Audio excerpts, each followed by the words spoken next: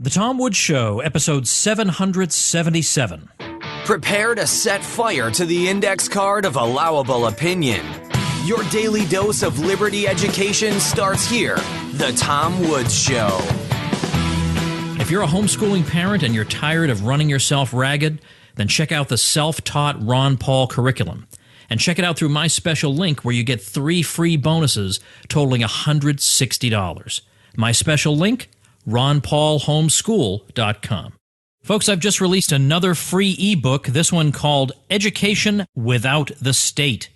Grab your copy at nostateeducation.com or by texting the word EDUCATE to 33444. Hello everybody, Tom Woods here. Brett Veinotte is back on the show after hundreds of episodes of absence. He is now back. He is host and editor of SchoolSucksProject.com, which is a podcast and a web community dedicated to exposing the damaging effects of government school and to redefining education. And there are just a lot of things you can talk about with Brett.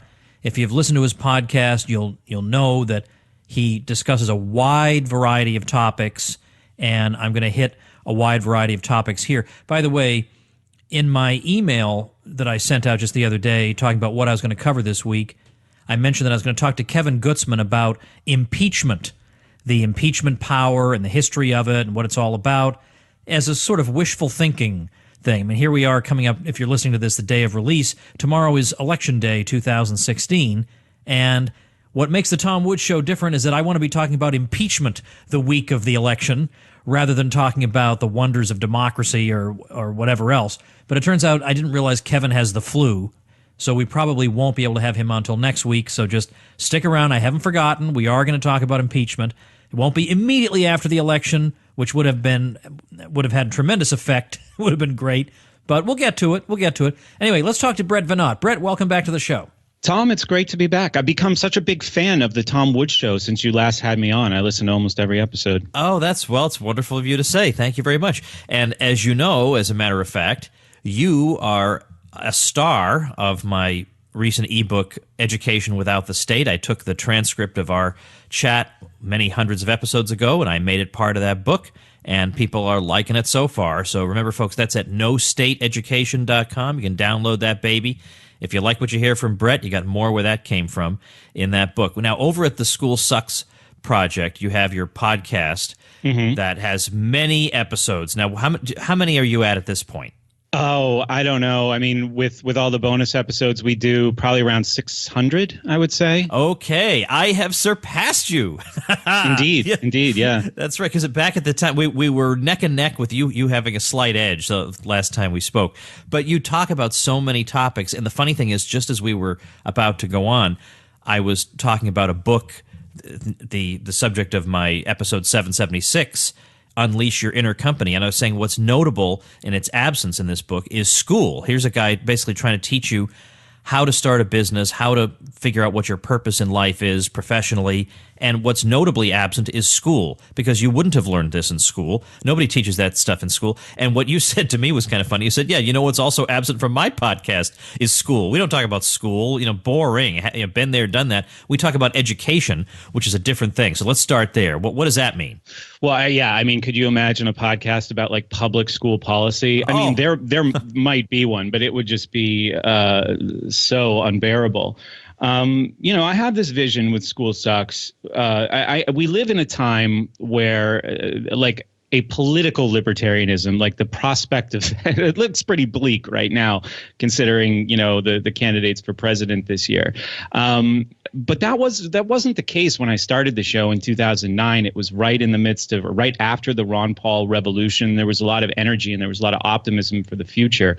I would say, in the years that followed, I've become more realistic, and I've kind of narrowed my vision to the maximum amount of individual freedom in an unfree world for all those who seek it. And what we try to do is promote that individual freedom, that personal liberty through greater self-knowledge, the practice of self-education and subsequent self-improvement that comes from those two things. So, most of the content that we produce to support that mission has to do with things like, how to develop creativity, how to increase motivation, self-reliance, some understanding of, self-image or self-esteem, critical thinking, productivity, and we also, delve into philosophy and psychology and historical topics as well. So the school is in the name of the show, but what we really talk about is education, and the two are quite opposite. Well, of course, I agree that having a podcast about public school policy and debating stuff like that would be something.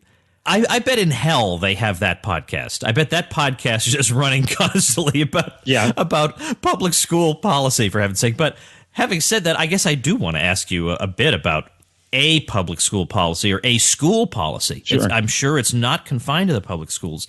And it seems to me, the impression I get is that computers and the internet and technology, these are all great things. Believe me, I sing their praises all the time. I wouldn't be able to do what I do every day without these things. I'm not in any way knocking them.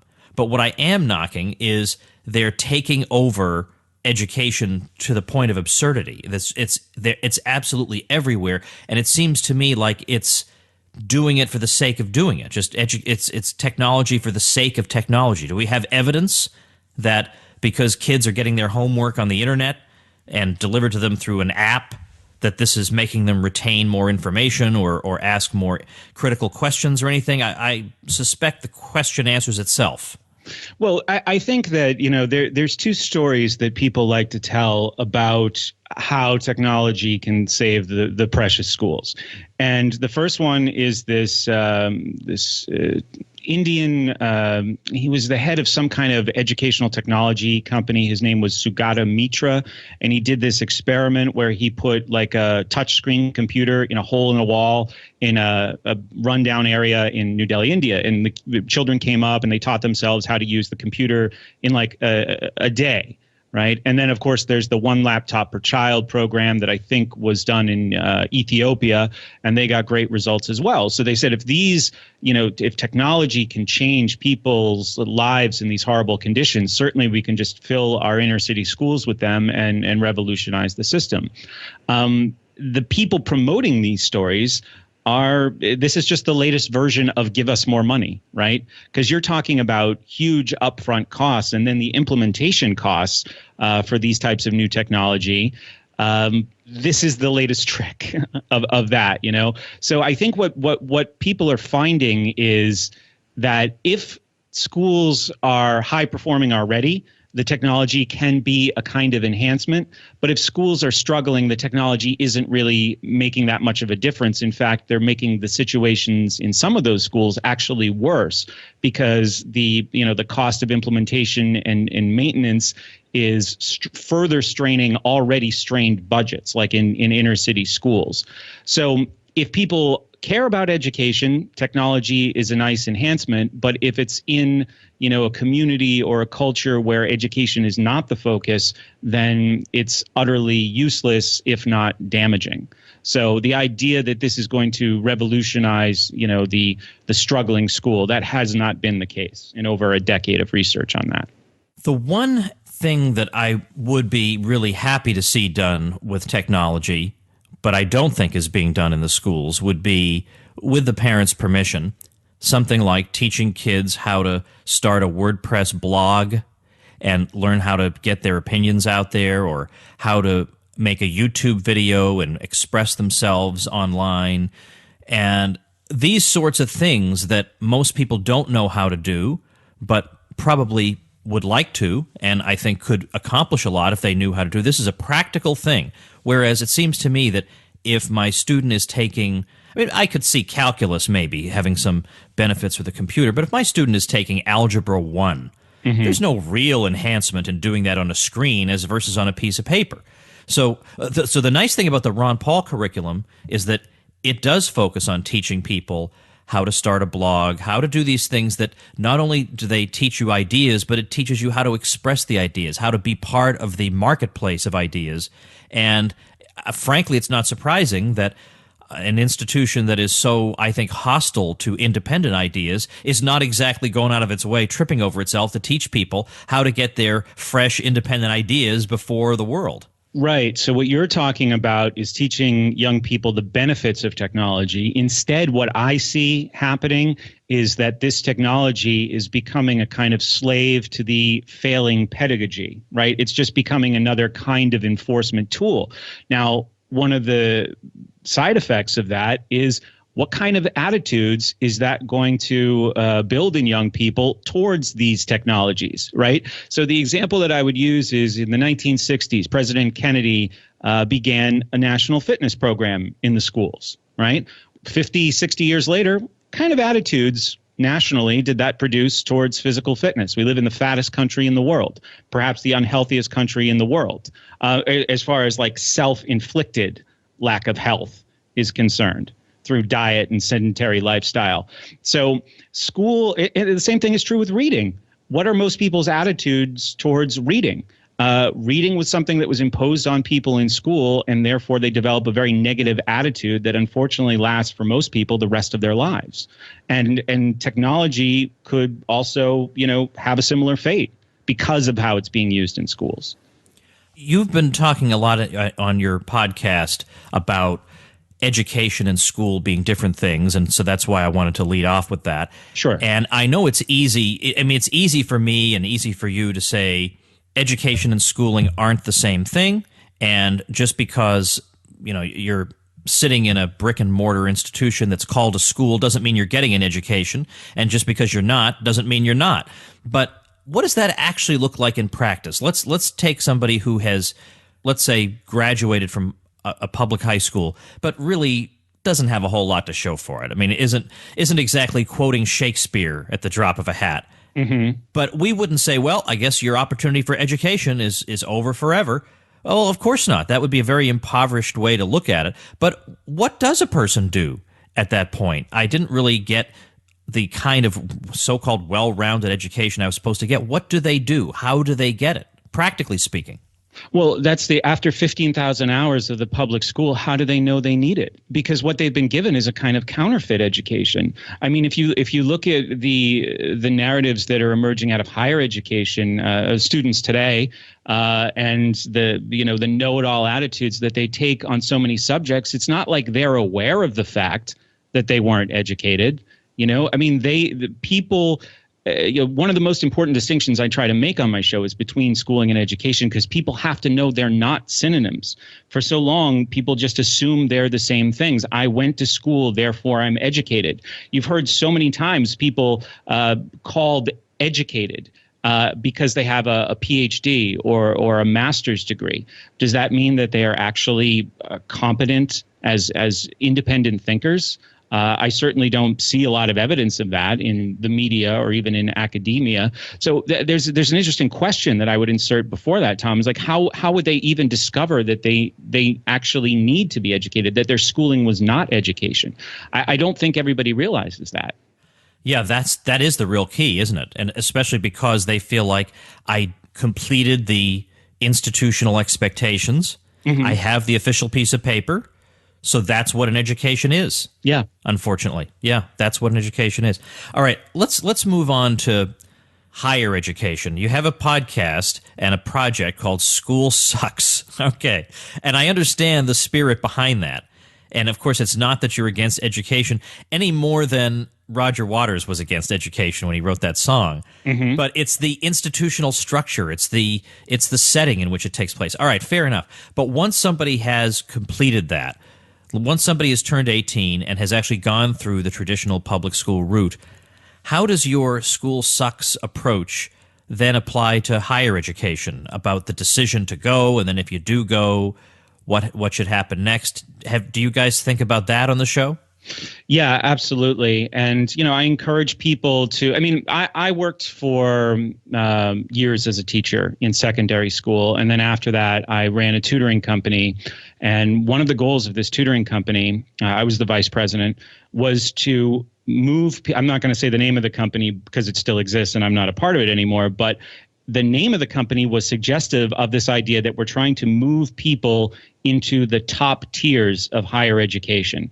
And what our thinking was at the time, this was back in 2009, is that because the college degree is becoming so easy to obtain, soon it's not going to be worth much more than a high school degree. Turns out we were right.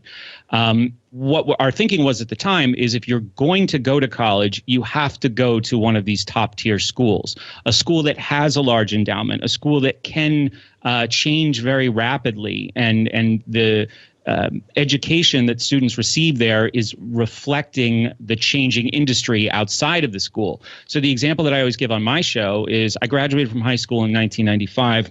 I majored in mass communications, which was journalism and television.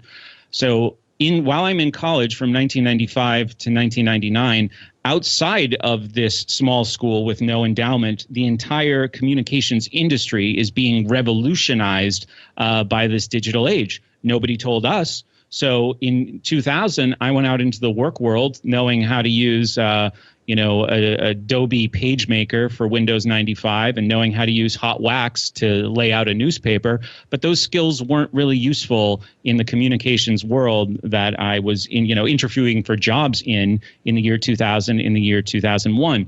So I held this position for a long time that if you're going to invest this huge amount of money, this ever expanding amount of money for college tuition, you need to make sure that you're going to a school that is actually going to create opportunities for you on the other side.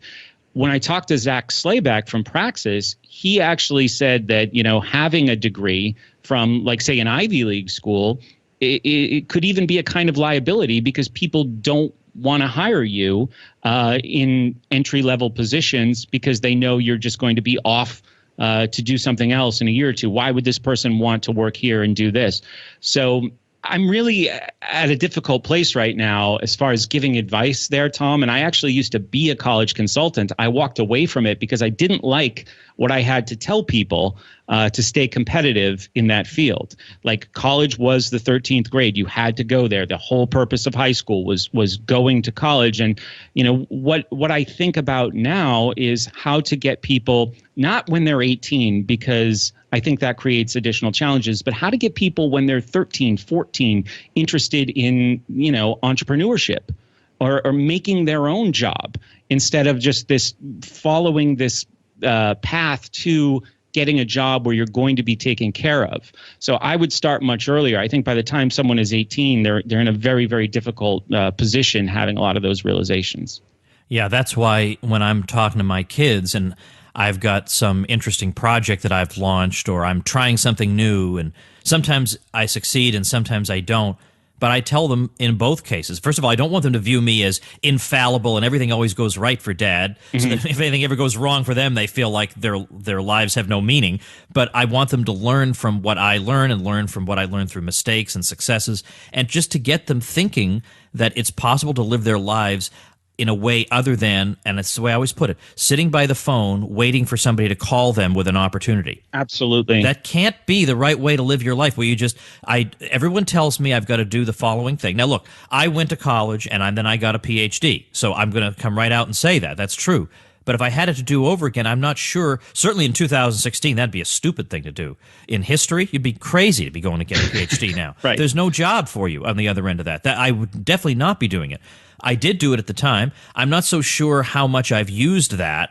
Well, that's not true. I guess I have used it. But in a lot of what I do now, I'm learning about how to run, how to be profitable. I mean, that's certainly nothing I learned in formal education. Nobody taught me how to be profitable. Nobody taught me how to run a going concern, how to so-called build a brand and all that. I never learned any of that stuff. Mm-hmm. So I want them to see that in me, and so that they understand that life is not a cookie cutter where I'm expected to do the following three things, and so therefore I will conform to those expectations. And then on the other side, I'm guaranteed that everything's going to turn out great. And by the way, that's one of the complaints that people make about people like you and me, that we can't guarantee that going the entrepreneurial route is going to turn out great. Yeah, but the college people can't guarantee that either. Nobody can guarantee anything. It's a question of likelihoods.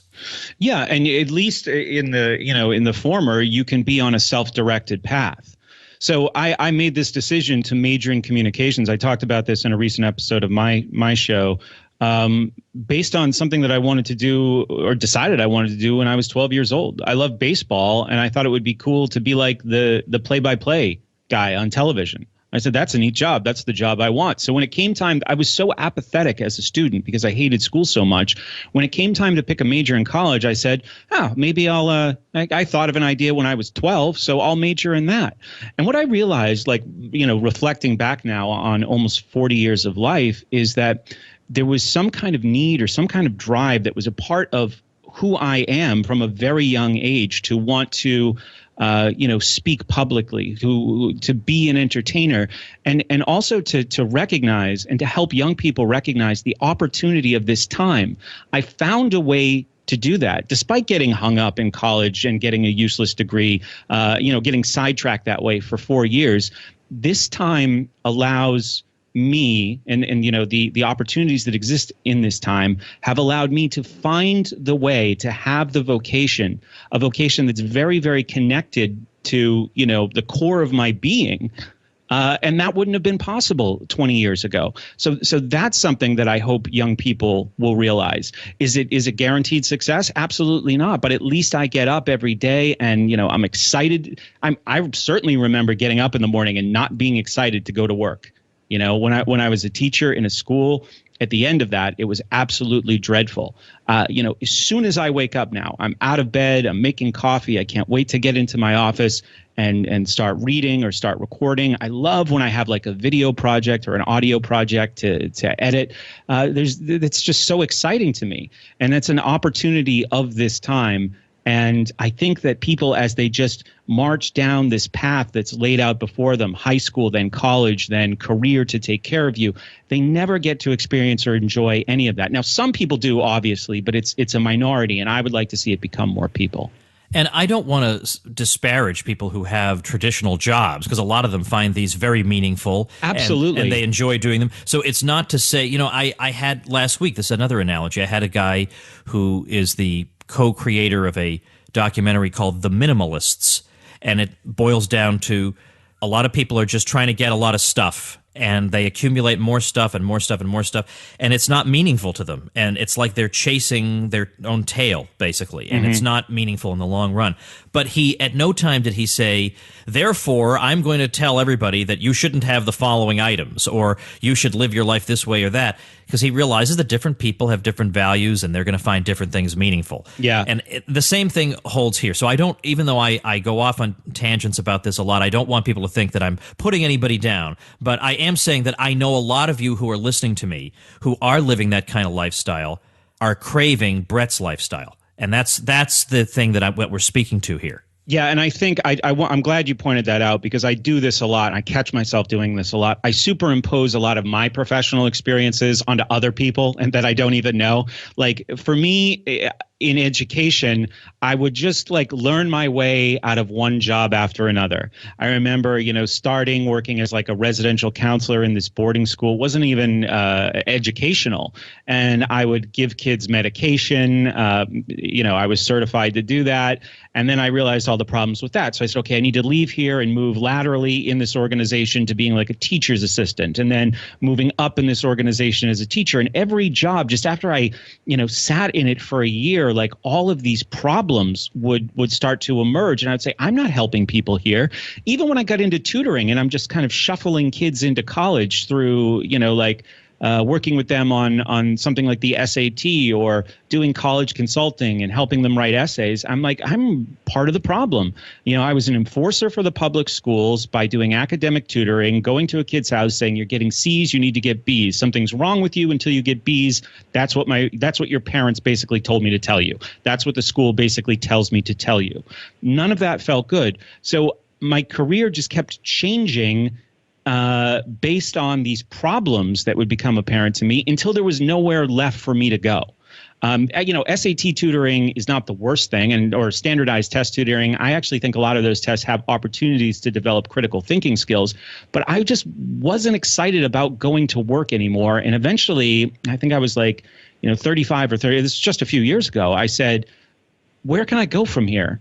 This has to if I want to educate people, if that was, one of the desires that I had when I started down this career path, I think I've come to a dead end. And, so I'm taking that experience that I've had and maybe I'm applying it to other people recklessly. So I definitely get what you're saying. Let's shift gears completely and talk about one of your obsessions that you were telling me about. Talk about the comedian problem that we are facing. Okay. In this election cycle, I have realized that these people like Trevor Noah and Stephen Colbert and Bill Maher absolutely have to be stopped.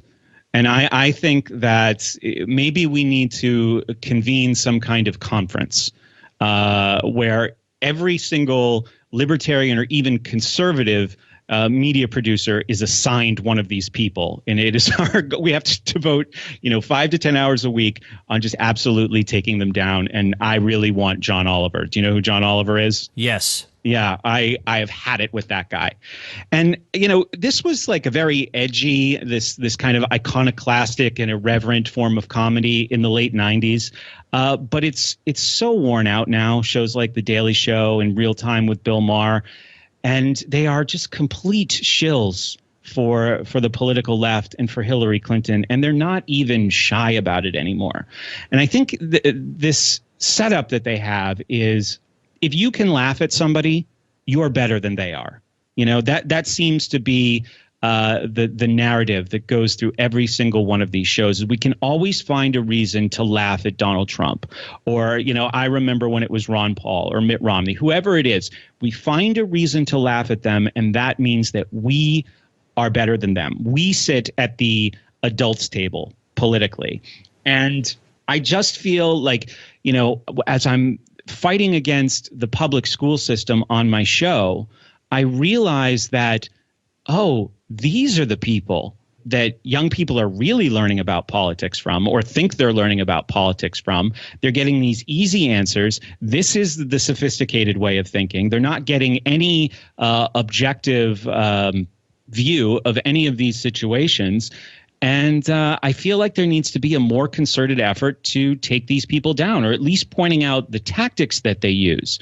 In 2012, I did a show. We were doing a series on logical fallacies, and I did an entire episode on Bill Maher. I called it Reality Time for Bill Maher. After I watched a couple episodes of his show, and I realized that everything he was saying at the time, this was in the midst of the 2012 election where it was Obama versus Romney, he was just using two logical fallacies over and over again in all his arguments. So one was composition, where you basically you take the properties of a person, like some crazy Republican. I remember there was a guy who said something like legitimate rape, and that was a big deal at the time. And then you say, okay, well, this guy did this thing, so all Republicans are this.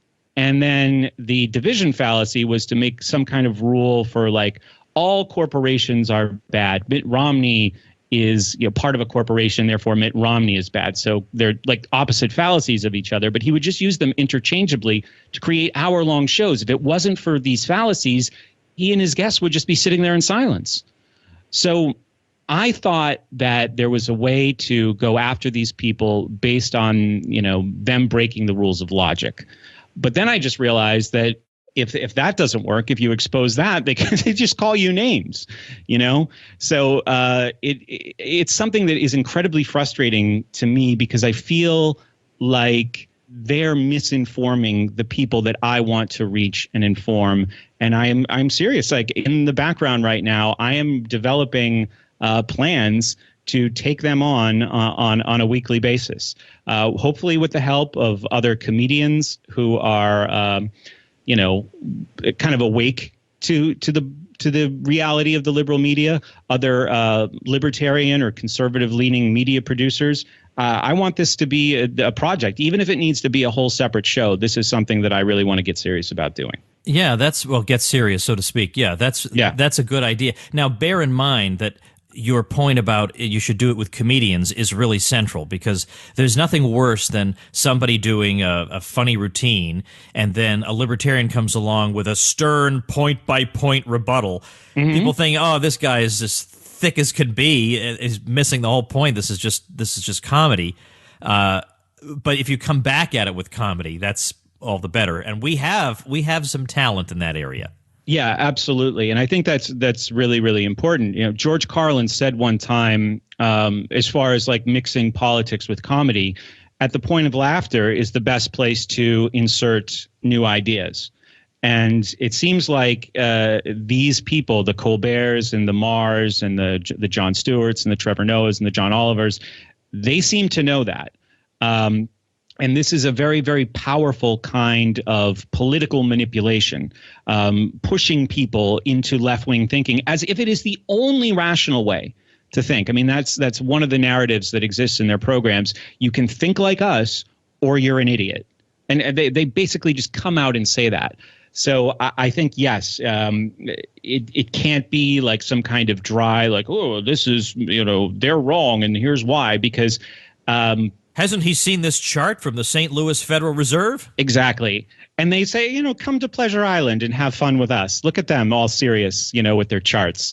So I think that and I'd be happy to hear ideas from your audience or from my audience on how to best approach this. But I think it needs to be a show.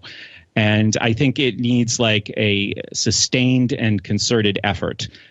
Because these guys are getting away with a lot. They want to be serious political commentators, but when somebody calls them out on what they're doing, Jon Stewart was famous for this. He'd say, oh, well, the show on After Me is puppets making prank phone calls. It's not like I'm a serious, I shouldn't be criticized. This is just comedy.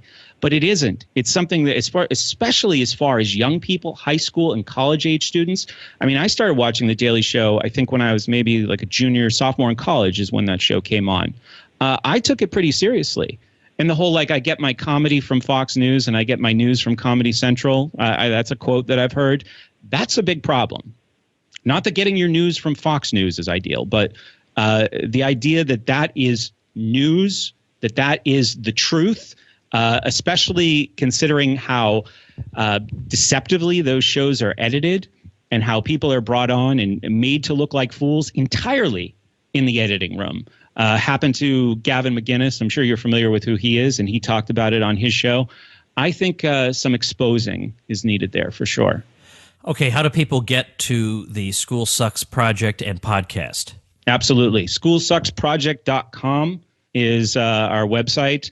And in the top navigation menu, you can go through all our series. There's a drop down called Pod Classes. So if you're interested in learning about, critical thinking methods or better communication, psychology and wellness, history, philosophy, self-sufficiency, or even school issues, Tom, we do have a section on school issues where we talk about, the origins of the public school system, teachers' unions, some really horrifying school news that's happened through the years.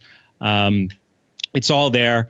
My Twitter is @SchoolSucksShow. And I would also ask people to subscribe to our YouTube channel. The username is School Sucks Podcast. All right. I'm going to link to all that stuff also at tomwoods.com/777. I want people to check out what you're doing. It's all really important and fun, and you're, not a hard guy to listen to, which is a good quality, Thank you. in a podcast host. All right. Well, thanks for your time, Brett. Let's do it again soon. Absolutely, Tom. Thank you so much for having me on.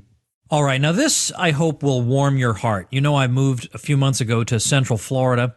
I don't know a whole lot of people here just yet, but little by little, I'll make my way around and start getting to know people. But all the same, I'm driving around tonight, and on the highway, I don't know, it's not quite a highway, and it's not quite a not highway. I don't know how to describe it, but it leads right to my house.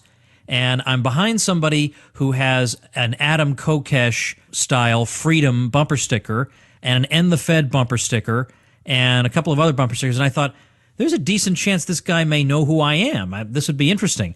So at the red light, I rolled my window down. I started chatting with him. And it turns out he says, hey, Tom Woods. So I said, hey, it turned green. I had to leave. I said, hey, write to me at tomwoods.com. I have to meet people here. So anyway, that was kind of an interesting experience. And then the other thing is, I'm going to see Steven Wilson on November 18th, 2016 here in Orlando. And if you listen to the show, maybe you remember I was giving away one of his albums as a premium because I wanted you to listen to him. Well, I thought, I have an extra ticket because nobody wants to go with me to see Steven Wilson. Fair enough. So I got an extra ticket.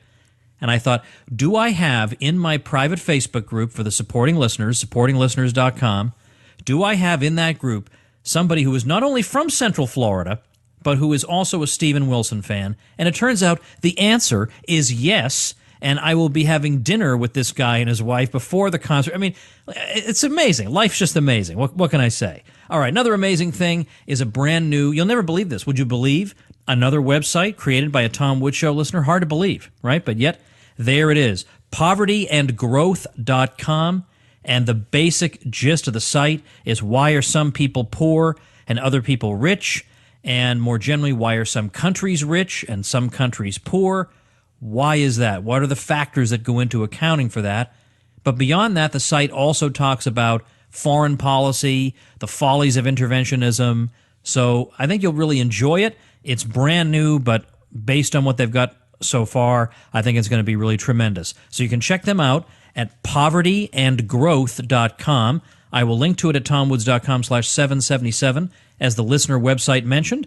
I'll give you a nice shout out like this, plus a very valuable backlink, some tutorials, and membership in my free bloggers group if you start your site through my special link. Get the details at tomwoods.com/publicity. Lots of juicy stuff coming up this week. The day after the election, I'm going to be so that'll be episode 779. I'm going to be talking to Michael Malice. And then not long after that, we got to get Lou Rockwell on here. We'll try and sort out what's going on. Thanks for listening. Become a smarter libertarian in just 30 minutes a day. Visit TomWoods.com to subscribe to the show for free, and we'll see you next time.